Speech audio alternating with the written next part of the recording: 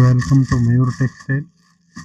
Fancy chiffon ಅಲ್ಲಿ different designs ಬಂದಿದೆ. Full ಬುಟ್ಟ ಬರುತ್ತೆ ಸರ್, ಇಲ್ಲಿ ಬಾರ್ಡರ್ ಬರುತ್ತೆ.